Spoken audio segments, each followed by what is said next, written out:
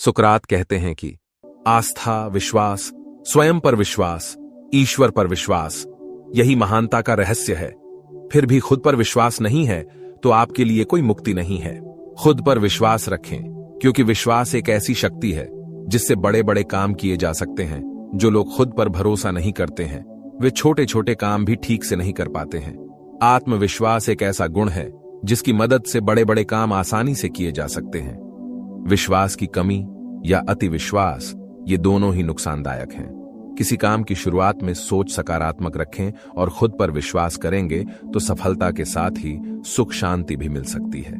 प्रायः स्वयं पर विश्वास करना कठिन होता है, विशेषतः तब जब आपको लगता हो कि आपके पास देने के लिए कुछ नहीं है या व्यर्थ की चीजें हैं, पर आप सुयोग्य और समर्थ हैं।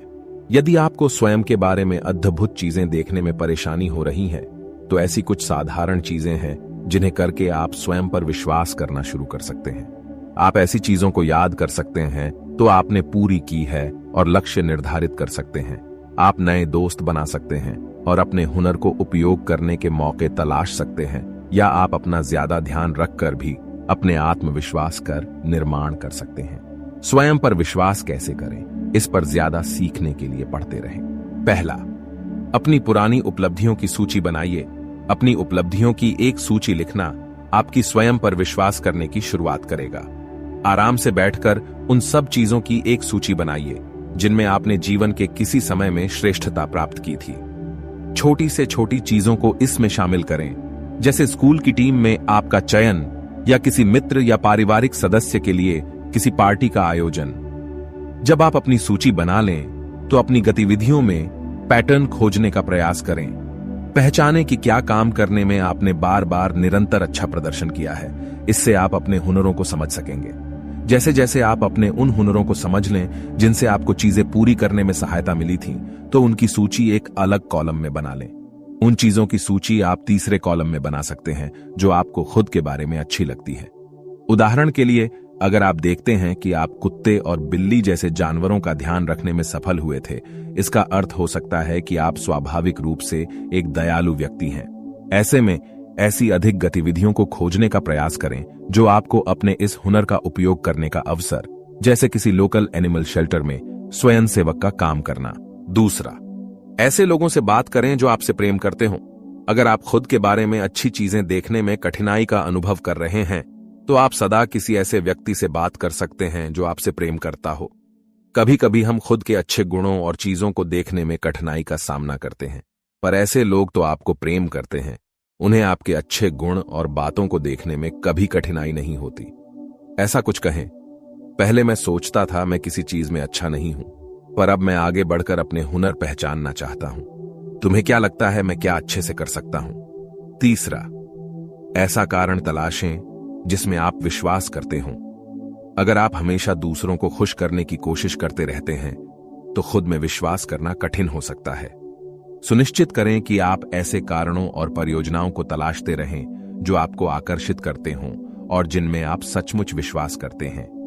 इन कारणों और परियोजनाओं के प्रति आपका जुनून आपको ज्यादा कठिन परिश्रम करने और यह पता लगाने में सहायता करेगा कि आप कितना कुछ हासिल कर सकते हैं। चौथा, वास्तविक लक्ष्यों को निर्धारित करें। वास्तविक लक्ष्यों को निर्धारित करने से आपको खुद में और अपनी चीजों को पूरा या हासिल करने की योग्यता पर विश्वास करने में सहायता मिलेगी। आप ऐसे लक्ष्यों को विकसित करना सुनिश्चित करें जो आपके हुनर और योग्यता के अनुकूल हों और प्राप्त किए जा सकते हों। उदाहरण के लिए, यदि आपने अपनी पशुओं को संभालने की योग्यता के कारण पशु चिकित्सक बनने की ओर बढ़ने का दीर्घकालिक निर्णय लिया है, तो पशु चिकित्सक कार्यक्रम में प्रवेश प्राप्ति के छोटे लक्ष्य से शुरुआत करें। एक बार इस लक्ष्य की प्राप्ति के बाद आप अपने दीर्घकालिक लक्ष्य की ओर बढ़ने के लिए अगला छोटा प्राप्ति योग्य लक्ष्य निर्धारित कर सकते हैं। कभी भी अपनी कंफर्ट जोन से बाहर निकलने के तैयार रहें। चाहे आप वास्तविक लक्ष्य निर्धारित कर रहे हों, आपको अपने लक्ष्य को पूरा करने के लिए ऐसे काम करने की जरूरत पड़ सकती है जो आप सामान्यतः नहीं करते। लक्ष्य निर्धारित करने के बाद उसे हासिल करने तक भरपूर मेहनत करें। बहुत कठिन बन जाने के कारण एक लक्ष्य को छोड़े नहीं। अगर लक्ष्य बहुत कठिन लग रहा है तो इस लक्ष्य को छोटे छोटे लक्ष्यों में बांट लें, फिर एक समय में प्रत्येक पर ध्यान केंद्रित करें।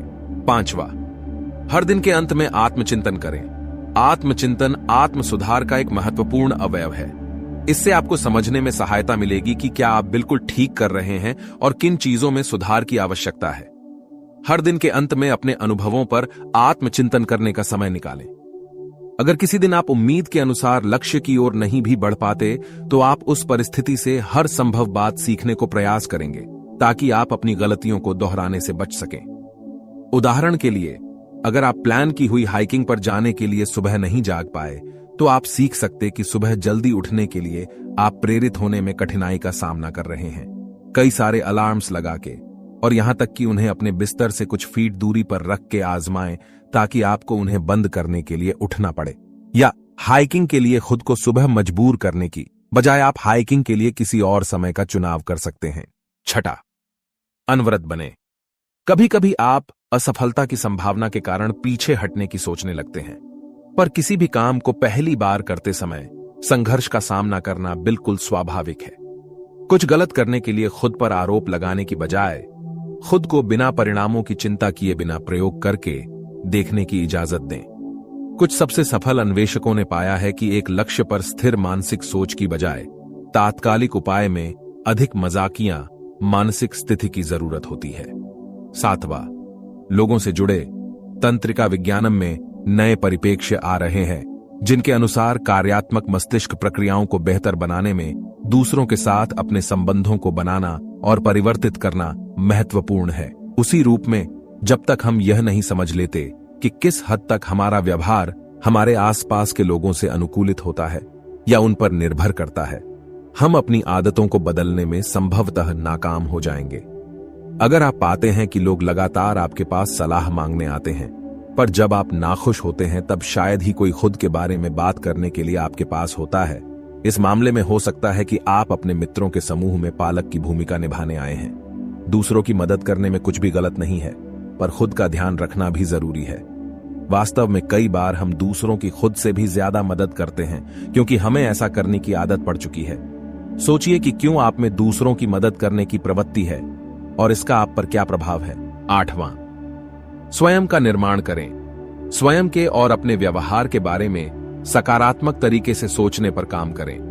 प्रतिदिन अपनी दो शक्तियों को पहचान कर अपने नकारात्मक होने की तीव्र इच्छा से लड़ें। सुनिश्चित करें कि आप अपने दिमाग में आने वाले हर अनुत्पादक विचार को चुनौती दें। यदि आप खुद को ऐसे कुछ नकारात्मक विचारों में घिरा पाएं, जैसे मैं एक हारा हुआ व्यक्ति हूं, मुझे कोई पसंद नहीं करता और मैं कुछ भी सही नहीं कर सकता, खुद को रोकें और विचार को चुनौती दें। अपनी दो शक्तियों को पहचान कर इसका उत्पादक विचार से प्रतिकार करें। आप जितना ऐसी सकारात्मक सोच का अभ्यास करेंगे, ये उतना ही आसान होता जाएगा।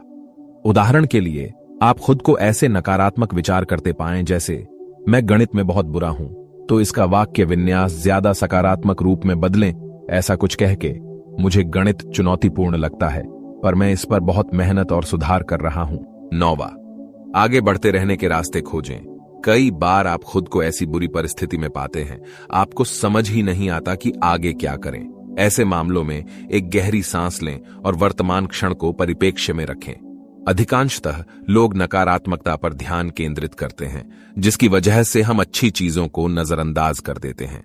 कई बार जरूरत सिर्फ परिदृश्य बदलने या शायद बस अपनी दैनिकचर्या में परिवर्तन भर की होती है। यदि भय और निराशा की स्थिति बड़ी अवधि तक बनी रहती है, तो शायद आपको अपने थेरेपिस्ट या मानसिक स्वास्थ्य सलाहकार से बात करनी चाहिए। अपने दैनिक क्रम या व्यवहार में परिवर्तन के रास्ते ढूंढें। उदाहरण के लिए, अगर आपको लगता है कि आप नकारात्मक लोगों से घिर हुए हैं, तो आप किसी स्पोर्ट्स क्लब या लोकल ग्रुप को ज्वाइन करके नए लोगों से मिल सकते हैं।